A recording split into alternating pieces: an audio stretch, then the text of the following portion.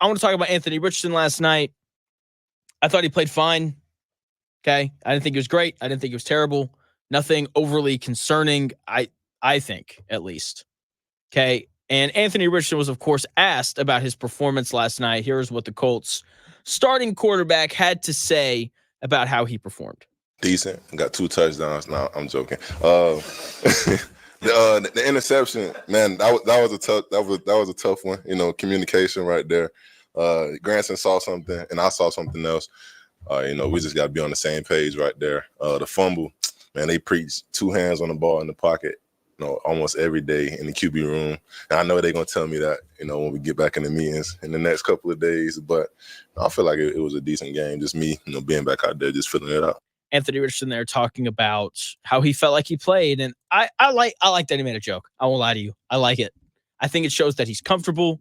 I think that also shows that he knows what he did wrong and that the mistakes are fixable. And the mistakes are fixable. We'll get to those here in a sec. I want to talk about that first drive because he was awesome that first drive. You can say whatever you want about how it was against backups and, whatever. You can talk about the interception and the fumble and everything that happened after, but you cannot deny that he was near perfect on that first drive. He would have been perfect if Ogletree had caught that ball in the end zone because that was a good throw, hit him in the hands. That's a catch that an NFL player should make. He was awesome.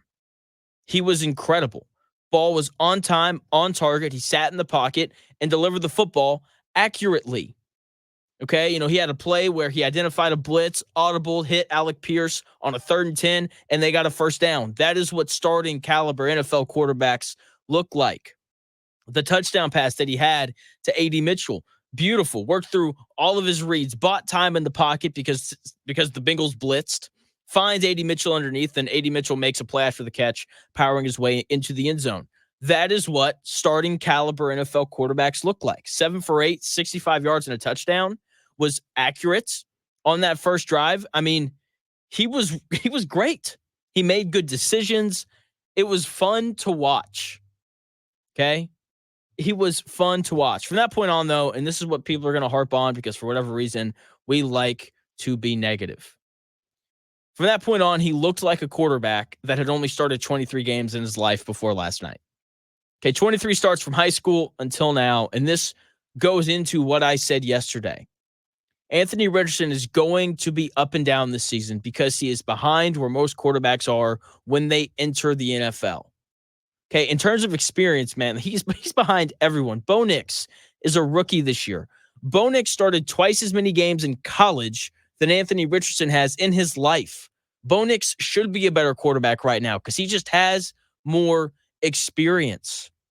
Anthony Richardson is a long-term investment, okay? He's not going to look like Peyton Manning did in year 2 and lead the Colts to a 13-3 record. It's not going to happen, okay, because he's raw and he's uncoached. This is part of the process of bringing along a young quarterback, no matter how talented they are. And that first drive was awesome. Couldn't have looked any better. And that should give us confidence in the type of quarterback that Anthony Richardson could be at some point. Okay, I thought he looked good. I thought the most encouraging thing was he made good reads. He made good decisions on where to go with the football. Okay, and part of this Colts offense was handcuffed last night. The quarterback run game was not an option. Okay, they clearly told Anthony Richardson before the game, don't run, stay in the pocket, throw the football when the regular season starts, then we'll start to run the ball. And then there were some mistakes that were made. Okay, the interception, though, doesn't bother me in the slightest. Okay, he and Kylan Granson had a miscommunication. Clearly, option route. Anthony Richardson thought he was going to go one way. Granson went the other. And then, bada boom, pick 6. It happens. Okay, it happens. That's why you play these guys in the preseason so that you can figure out where the miscommunications are. You can go watch film, and you can correct them. Okay, the fumble that Anthony Richardson had, the next time, he'll probably put 2 hands on it, and it won't be a big deal. Okay? Those aren't the mistakes that bothered me. The mistakes that bothered me were some of the inaccurate throws that he made. Because he made a couple of inaccurate throws, and that's obviously, not what you want, right? He overthrew A.D. Mitchell when he was open. Steichen said after the game that there was a miscommunication there. A.D. Mitchell should have ran his route a little bit deeper. I don't care though. Like he's open. There's not a guy within 3 yards of him. Lay the ball out in front and like hit him in stride and let's have a big play. Like those are throws that he has to make. I thought that the ball that he threw low to Michael Pittman Jr. over the middle of the field, I thought Michael Pittman Jr. should have caught it, but that ball also should have been thrown better. He left it low. Like that can't happen. Okay? Like these are the throws that he has to hit.